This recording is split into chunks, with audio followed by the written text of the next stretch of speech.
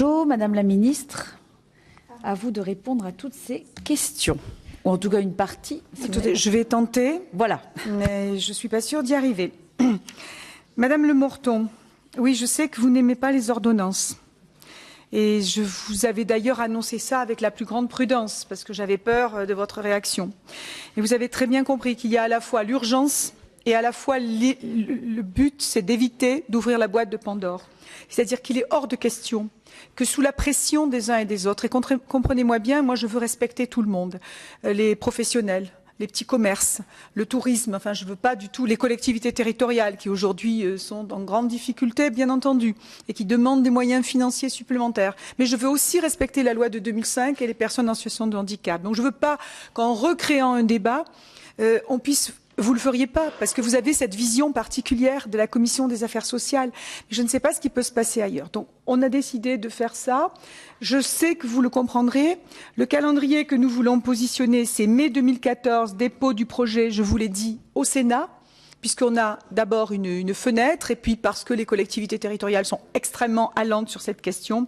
Et les ordonnances pourraient être actées vers le mois de juillet 2014. Ça nous permet de juillet à la fin de l'année à accélérer le dispositif dont je vous ai parlé tout à l'heure, c'est-à-dire accompagner ceux qui sont prêts à aller vers l'accessibilité au rendez-vous du 1er janvier 2015 avec des outils financiers que nous sommes en train d'élaborer pour les aider à réaliser leur objectif. Qu'est-ce qui va se passer? Je sais que ça ne relève pas de la loi, mais je souhaite d'ores et déjà vous donner une information dans les jours qui viennent. Nous avons négocié avec l'ensemble des partenaires et j'ai compris que les médecins libéraux sont extrêmement frileux en ce moment, comme tout le monde, puisque on est en cours de négociation. Et donc, ils ont des grosses difficultés sur l'accessibilité de leur cabinet, par exemple. Ils le disent.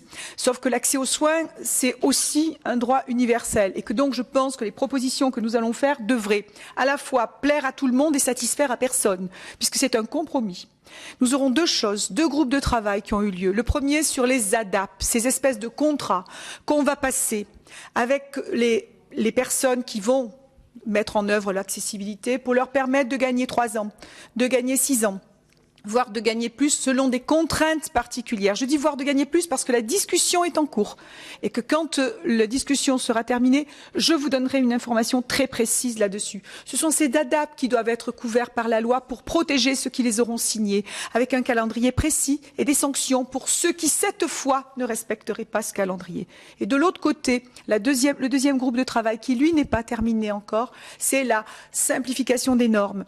Pas pour revenir en arrière, mais pour y voir plus clair et puis surtout pour intégrer l'ensemble des formes de handicap, puisque tous les handicaps n'étaient pas complètement intégrés et l'approche n'était pas faite. Donc voilà ce qui est en train de se préparer. Je fais ma presque dernière réunion première, parce que c'est comme elle s'appelle, Claire-Lise Campion, qui est sénatrice, qui a mené le débat de la négociation avec l'ensemble des parties prenantes. Nous faisons une réunion demain matin avec les associations pour voir quelle est leur réaction. Chaque ministre concerné fait des réunions avec leur champ d'activité. J'ai vu Cécile Duflot tout à l'heure qui le fait avec tous ceux qui travaillent dans le BTP, les architectes, etc. pour qu'il y ait un accord de tout le monde sur ce dispositif. Si on ne fait pas ça, de toute façon, on n'obtiendra pas l'accessibilité le 1er janvier 2015, nous le savons tous.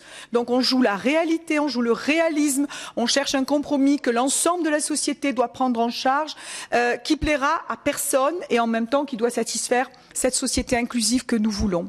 Voilà, c'est cet objectif que je veux remplir. Ensuite, donc sur l'accessibilité, j'aurai l'occasion de vous donner des précisions beaucoup plus qu'aujourd'hui, mais je crois que vous m'avez beaucoup posé des questions sur ce point. Je crois que j'y ai répondu. Oui, bien sûr, Madame Carion-Couvreur, puisque vous m'avez aussi posé d'autres questions sur le référent dans chaque cabinet interministériel. Ça y est, ils sont enfin mis en place. On a quand même pu avoir le volet handicap dans chaque projet de loi, mais on sera encore plus vigilant dans la mesure où on mobilise à l'intérieur de chaque cabinet et de chaque administration quelqu'un qu'on connaît et qu'on sait motiver sur ces questions. Donc les choses sont faites sur ce point. Madame Poletti, non, le travail ne se finira jamais, puisque c'est un long chemin de construire la société inclusive et la société de la solidarité que nous voulons les uns et les autres.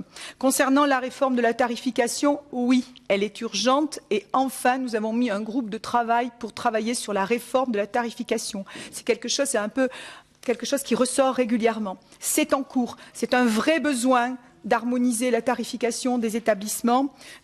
On démarre, je sais que ça prendra du temps, donc je préfère dire clairement que le travail est sur la table, mais que ça prendra énormément de temps. Et d'ailleurs, vous évoquiez les ESAT seront inclus à l'intérieur. Ils seront prioritaires dans le cadre de la réforme de la tarification. J'ai conscience que la question de la convergence tarifaire ne va plus tenir très longtemps. Nous avons été condamnés sur le programme 2012 régulièrement. La dernière fois, nous allons sûrement l'être à nouveau sur le 2013, même si j'avais mis plus de flexibilité, plus de souplesse. Et d'ores et déjà, je veux regarder pour l'année qui vient comment donner plus de latitude aux ARS et plus de possibilités de regarder sur le terrain ce qui se passe. En tout cas, le fond du fond, c'est la réforme de la tarification et elle est en cours de préparation. Sur la simplification des normes, je viens de vous en parler concernant l'accessibilité. J'attends de voir ce qui va sortir de la négociation. Elle est extrêmement tendue. Plus ça traîne, et c'est pour ça que nous voulons passer vite, plus tout le monde revient au point de départ et revient sur son quant à soi. Donc il vaut mieux maintenant aboutir, quitte à ce que ça fasse quelques grincements de dents, ça en fera de tous les côtés, hein, on verra bien. Mais au moins, il faut aboutir. Je crois que sur ce point, on est bon. Sur le taux d'emploi public-privé, on est à peu près à la même chose. Je me suis fait passer les chiffres. En privé, il y a 3% en gros de taux d'emploi de personnes en situation de handicap. Dans le public, il y en a 4,5. Les collectivités territoriales ne sont pas en retard d'ailleurs. Elles sont plutôt bien portantes de ce point de vue. Nous sommes un peu faibles, vous avez raison madame, dans le cadre de l'emploi, dans le cadre de l'éducation nationale qui fait baisser notre quota et parce qu'on est environ à 1,5 dans le cadre de l'éducation nationale. La raison principale, c'est la difficulté à recruter des personnes en situation de handicap dans le corps préfectoral. La raison principale, c'est donc l'accès à l'emploi dans tous les domaines. Comme j'ai hier signé des protocoles avec le monde des médias, c'est dès le départ, dans les écoles, dans la formation, dans le fait de ne pas s'auto-censurer, qu'on peut avoir une possibilité de répondre positivement. Voilà, donc je signe d'ailleurs une convention pour combler ce retard, une nouvelle convention avec la FIPHFP pour financer, pour soutenir une formation particulière des personnes en situation de handicap, notamment à l'école. La barrière d'âge, en fait, la plupart des établissements pour personnes handicapées ne s'arrêtent pas à 60 ans. Et donc, ils continuent à garder les personnes avec l'allongement de la vie des personnes en situation de handicap. De nombreuses personnes qui sont en situation de handicap sont maintenues dans les établissements. Donc, il n'y a pas de rupture de prise en charge. Pour ce qui concerne les dispositifs d'aide, je crois que c'est ça, les personnes ne sont pas dans le monde du travail. Et donc, l'évolution de l'âge ne concerne pas la question de la retraite, la plupart du temps, pour ceux qui n'ont pas travaillé. La réforme ouvre au personnel handicapé un emploi d'accès à une pension à taux plein, sans condition de durée dès 62 ans au lieu de 65. Donc on avance là-dessus sur la prise en charge des personnes en situation de handicap. Concernant les ESAT, j'ai plutôt répondu. Qu'est-ce qu'il y a encore? Voilà, Madame Poletti, je crois que vous me parliez d'Églantine Émaillé.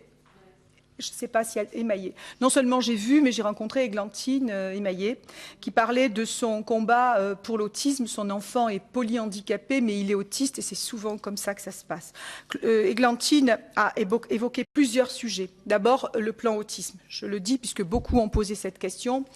Vous n'ignorez pas quand même, vous, comme Madame Catan, qu'il y a un troisième plan autisme. Que ce troisième plan autisme est venu renforcer, et je rends hommage à ma prédécesseur, qui avait, à titre expérimental, développé dans certains établissements les préconisations de la Haute Autorité de Santé pour faire en sorte qu'il y ait des réponses spécifiques à la prise en charge de l'autisme. Mon plan, non seulement va plus loin, mais généralise tout ce qui avait eu lieu précédemment. Ce troisième plan autisme, il a plein de choses, puisque c'est de la prévention précoce, c'est de la prise en charge dès la petite enfance, dès avant 18 mois de la détection du handicap et notamment de l'autisme. C'est le renforcement des CRA. C'est le fait qu'au sein des CRA, les parents seront associés aux décisions. Ils ont le droit d'ores et déjà maintenant de savoir quel est l'accompagnement qu'on préconise pour leur enfant. Le plan autisme va démarrer. Les notifications ont été faites à l'ensemble des ARS. Je viendrai sur le rôle des ARS qui a été évoqué tout à l'heure et on a besoin véritablement d'être beaucoup plus rigoureux sur ce qu'on leur demande. On va y revenir. Vous pourrez peut-être m'aider dans ce sens. Voilà. Donc, le plan autisme, les financements ont d'ores et déjà été donnés aux ARS. Vous savez que ce sont 3500 places qui vont ouvrir à la fois pour les enfants et pour les adultes. Nous avons d'ores et déjà donné les financements, notifié les financements. Les appels à projets sont en cours. Évidemment, malheureusement, pour Églantine et pour toutes ces mamans qui s'expriment, ça prend du temps. Nous créons 350 lieux de répit. Vous savez, l'endroit où on peut poser son enfant pour respirer. Voilà, à Églantine, ça lui aurait fait du bien. Il y en a 40 aujourd'hui. Je ne veux pas critiquer le passé. Il faut continuer. 350, ça encore, ça sera trop peu, je le sais. Mais on avance énormément.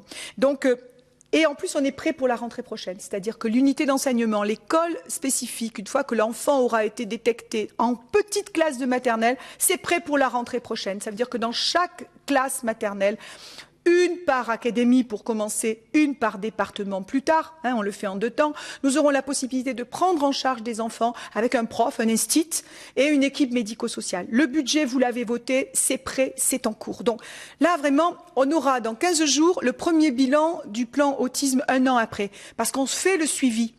Là aussi, et Martine Pinville est présidente du Comité national autisme, elle est parmi vous, elle est députée, elle pourra vous faire état. Je veux un suivi permanent et si je lâche, je sais qu'on repart en arrière dans ce domaine. Voilà. Mon objectif, c'est qu'on ne franchisse plus la frontière. Mon objectif, c'est qu'on n'ait plus ce genre d'émission télévision. Le problème, c'est que pour elle, il y a urgence et pour elle, évidemment, elle parle de ce qu'elle vit maintenant. On est en train également, au-delà de la création de places nouvelles, de réhabiliter l'existant. Tout à l'heure, la députée qui était là en parlait. Réhabiliter l'existant. On a la possibilité, dans ces établissements qui sont d'ores et déjà ouverts, de donner un plus pour donner des places spécifiques à l'autisme, qui utilisent les méthodes de la HAS. Donc, on va les aider elle aussi, à se renforcer. Donc, le plan est plutôt complet avec de la formation des enseignants, de la formation des accompagnants, etc. Le plan est plutôt complet.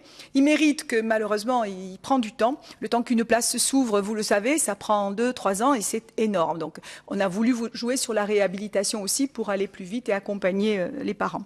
Voilà, donc je crois que sur le plan autisme, on est plutôt bien parti, mais l'urgence existe et malheureusement, c'est très difficile de pouvoir se faire entendre quand les parents souffrent.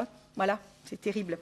Est-ce que je peux répondre à Christian Paul? Christian Paul qui me dit que, oui, pour la création, pour où on en est de notre budget, de notre planification. Le plan de création de places se poursuit. Il a été entamé en 2008. Et nous continuons. Nous y consacrons 215 millions d'euros cette année, qui sera dédié à la création de places. On créera d'ici 2016 16 000 places supplémentaires. Je ne parle pas du plan autisme, je viens d'en parler. Je ne parle pas des 3 500 places prévues dans le plan autisme. Je parle du plan qui était prévu en 2008 et qui continue. Nous continuons à assumer financièrement, et parce que c'est nécessaire, la création de places. Donc voilà, le plan autisme, c'est 205 millions d'euros. Sur jusqu'à la fin du plan, donc c'est aussi un effort considérable. Vous parliez donc, et donc on maintient cet effort.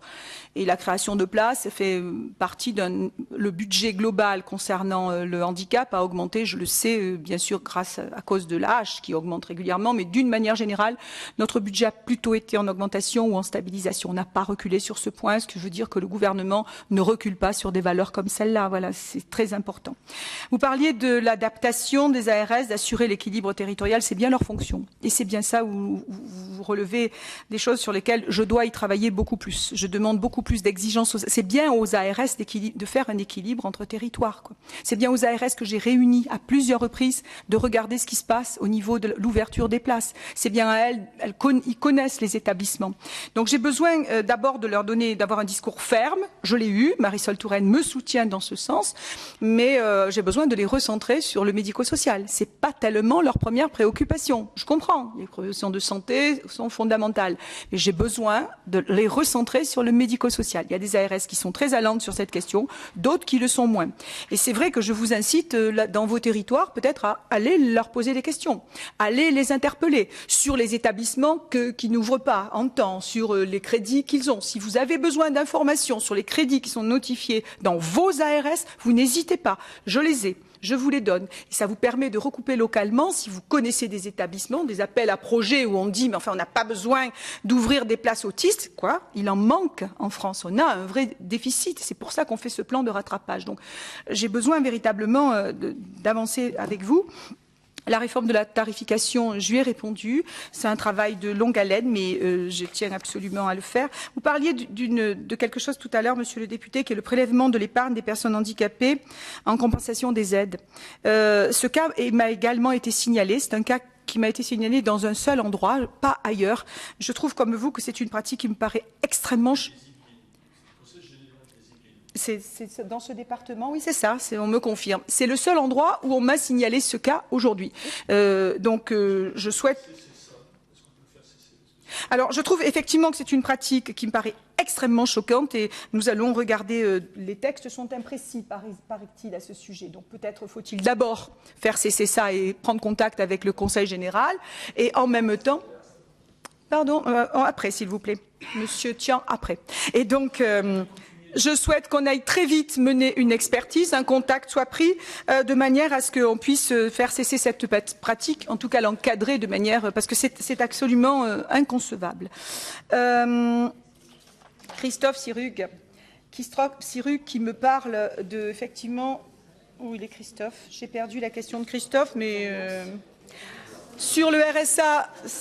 Sur le RSA PPE, Christophe Sirugue, on le sait, ce RSA PPE est quelque chose qui nous tient à cœur parce qu'il accompagne des personnes qui ont repris une activité, qui sont en situation difficile. Le projet que vous avez proposé, monsieur le député, qui a agréé à tout le monde, qui a été mis dans les tuyaux, dans les ordinateurs pour voir s'il y avait des perdants. Vous savez, tout ce qu'on nous a raconté à une époque, ça marche pas, ça marche très bien ce projet. Et il permet d'abord à tous les actifs des 18 ans d'y avoir accès, donc ça permet de couvrir toute une population de jeunes qui n'y avaient pas accès. Il permet une individualisation du droit, qui est véritablement facteur d'émancipation. C'est ce qu'on a voulu à travers ce dispositif. Une simplification. On en parle. Là, on a un projet qui simplifie les choses. Un meilleur ciblage des travailleurs pauvres que ce que nous avons aujourd'hui avec le RSA activité, avec un taux de non-recours qui va pas bien et une prime pour l'emploi qui est gelée. Et une lutte contre la stigmatisation aussi, parce que ça aussi, c'est notre problème, de pas montrer le pauvre comme le voleur, le fraudeur, celui qui va pas bien et qui est la catastrophe de la société. Voilà, n'est-ce pas, monsieur Tian? Et donc, je continue. Oui, enfin, vous avez votre large part, monsieur Tian. Ne l'excitez pas, monsieur Tian, sur ce sujet, s'il vous plaît. Cette réforme, nous y tenons. Je ne tiens pas à exciter monsieur Tian, sûrement pas. Cette réforme, nous y tenons. Sur le sujet, sur aucun sujet qui soit. Mais j'en ai bien d'autres qui pourraient l'exciter aujourd'hui. Continuez. Je parlais de Marseille, pas plus. Je n'étais pas incorrecte. Donc, nous y tenons. Il sera inclus dans la réforme globale de la fiscalité, et je pense que c'est quelque chose que nous devons suivre. C'est pas quelque chose que nous avons abandonné. Concernant la gouvernance, je pense que l'acte 2 du plan de lutte contre la pauvreté et la précarité, c'est effectivement, et c'est pourquoi on a missionné François Chérec pour ça, de faire évoluer la gouvernance territoriale. Donc là aussi, on appelle, j'ai travaillé avec Claudie Le Breton pour appeler les présidents de conseils généraux de se mobiliser sur quelque chose de collectif pour qu'effectivement il n'y ait pas de parois et de sclérose entre les administrations. Je pense qu'effectivement, on aura des dispositions qui, cette année, doivent avancer sur ce point. Sur l'aide alimentaire, moi j'ai fait ma part. Je n'ai pas d'informations sur le suivi de l'élargissement qui était prévu par rapport aux agriculteurs, mais je vais me renseigner auprès de Stéphane Le Foll. Moi j'ai fait ma part. Nous avons fait tous notre part. Nous sommes mobilisés. Je vous remercie de la mobilisation que vous avez eue sur le FEAD. Tous, ici et au Parlement européen, tous les courants politiques, les associations se sont mobilisées. Nous avons sauvé le FEAD. Nous avons constaté qu'en plus, on devait payer des taux de TVA. On a rajouté le différentiel, on a rajouté à l'euro près. Et nous nous sommes rendus compte aussi qu'on ne pouvait pas financer les épiceries sociales et solidaires parce que l'Union européenne n'accepte pas qu'on vende un produit même pour un euro symbolique. Nous avons donné le complément et nous sauvons les économies sociales et solidaires. Merci du travail que vous avez fait parce que c'est une mobilisation politique sans précédent qui a eu lieu et qui a été portée du coup par le président de la République dans les grands débats au plus haut niveau du débat. Il a fallu le porter au plus haut niveau du débat pour dire à l'Europe, alors qu'il va y avoir des élections européennes, vous ne pouvez pas tourner le dos aux plus faibles, aux plus démunis et aux citoyens qui sont les citoyens européens. Voilà, il faut lui faire comprendre et je crois qu'on y est arrivé, c'est pas mal. Qu'est-ce que je... Non, me donne plus 10 minutes, c'est fini, je sais plus où j'en suis. Ah non. Concernant l'accès au droit, ça m'a été dit tout à l'heure, je ne sais plus par qui, excusez-moi, mais là je commence à perdre mes fiches. Nous avons effectivement travaillé sur l'accès au droit. Je crois que le dossier unique, c'est une avancée sur l'accès au droit. Et nous avons cette année le rendez-vous des droits avec les caisses d'allocation familiale. La mutualité agricole a déjà commencé à faire des expériences concernant les rendez-vous des droits. Les rendez-vous des droits, cette année, nous allons les développer avec l'ensemble des caisses de sécurité sociale. C'est prendre, alors cette fois, c'est bien 100 000, c'est pas 1000, c'est bien 100 000, je me trompe plus de chiffres. C'est prendre la personne dans tout son ensemble, l'aider de façon collective par rapport à l'accès. J'attends beaucoup de ça cette année. Donc, je ne sais pas si c'est par le biais informatique ou par le biais personnel. L'un n'empêche pas l'autre. Si vous parliez des garanties de confidentialité, ne vous inquiétez pas, tout ça sera préservé. L'essentiel, c'est que la personne qui ira dans une caisse de sécurité sociale puisse avoir accès à l'ensemble de ses droits et soit pris en charge. C'est un peu le pendant du dossier unique, à qui j'ai envie de dire à Monsieur Tian que le dossier unique, c'est pas bien sûr une simplification que du dossier unique. D'abord, c'est une simplification pour éviter que la personne fasse le tour du pâté de maison. On leur demande des justificatifs. On ne va pas recevoir les gens en leur disant tiens, vous avez une belle gueule et on vous demande, ou une mauvaise gueule d'ailleurs, et on vous demande aucun justificatif. On demande des justificatifs. Aujourd'hui, on en demande 2 fois, 3 fois les mêmes, quelquefois des justificatifs indemandables. Quelqu'un parlait de la garantie jeune tout à l'heure. Vous savez ce qu'on demande aux jeunes? Aujourd'hui, il faudra qu'on le revoie d'ailleurs. C'est de ma faute. On demande un truc de non-imposition. On n'en donne plus.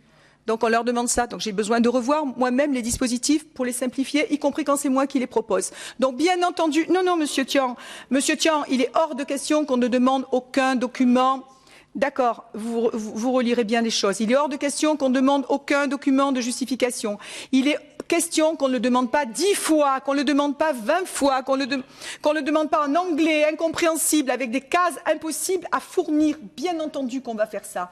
Et c'est très important que nous le fassions.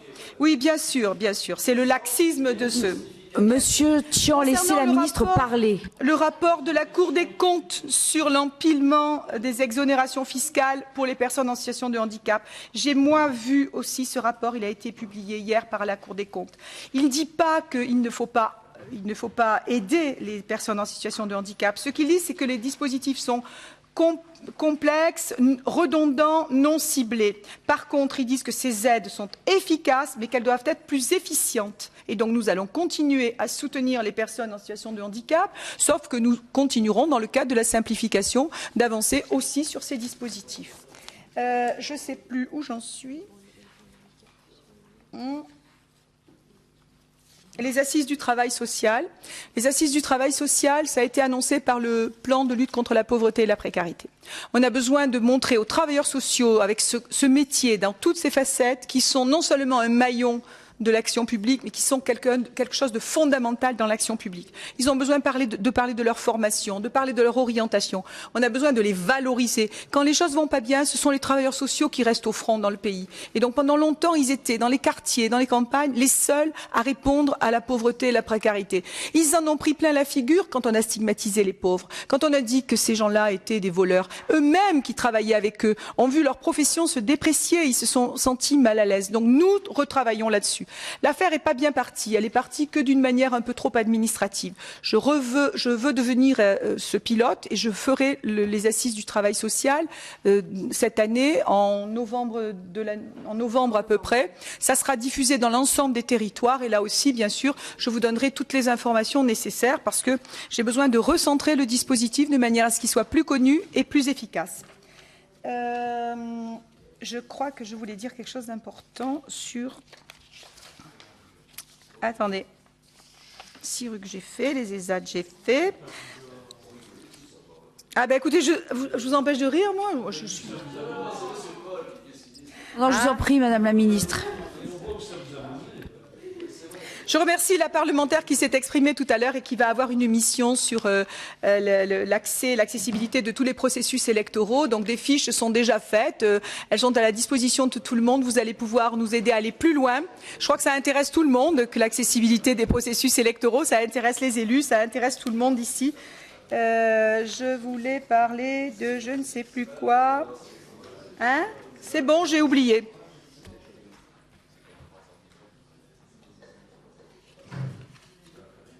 Je sais pas. Qu'est-ce que tu as dit?